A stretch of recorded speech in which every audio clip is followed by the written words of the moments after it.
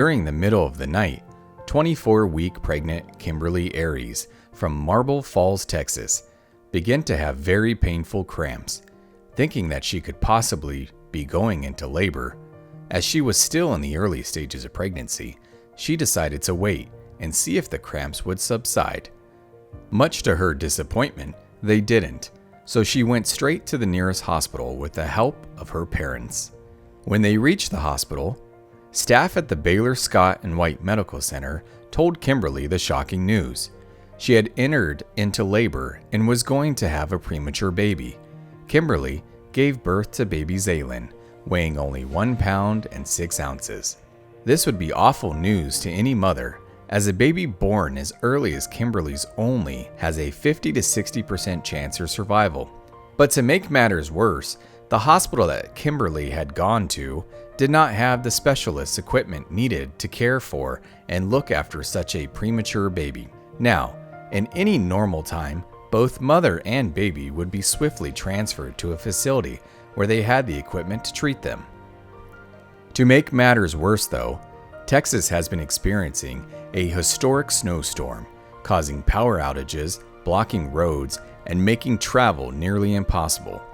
Supported by an all-hands-on-deck, medical staff at the facility battled to stabilize baby Zaylynn's life, while also trying to see if there was a way to get them a specialist treatment facility.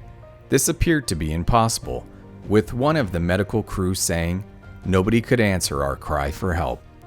That is until Dr. John Loyd of the Dell Children's Medical Center heard their cry for help. And as we said before, medical staff always go to every length to offer their support. So this is what they did to make this story so special. Having a sturdy 7,500-pound four-wheel drive, I just felt like I could get there, and I wasn't okay with the notion of doing nothing, said Dr. Loyd. And after having already worked for the whole day, he packed his car equipment, and he and 2 other nurses from his hospital battled the freezing snow and ice and make the 2-hour journey to the hospital where Kimberly and Zaylynn were being treated. After arriving on the scene, Dr. Loyd, supported by medical staff, worked around the clock to continuously monitor Zaylynn's condition. Thankfully, due to the incredible work of the medical staff, both Kimberly and her baby survived the night. As if by magic, the weather had cleared, meaning that a helicopter could now be used to transport them safely to a more specialist hospital, with the doctor describing, "It was incredible when the helicopter lifted off. There were tears from all of us." Much to everyone's relief, Kimberly was discharged from the hospital and allowed to return home, and Zaylynn is receiving the best medical treatment and expected to be allowed home after several months of treatment. When asked what she thought of the whole experience, Kimberly said that she was extremely thankful for the doctors and nurses who worked tirelessly to save her daughter.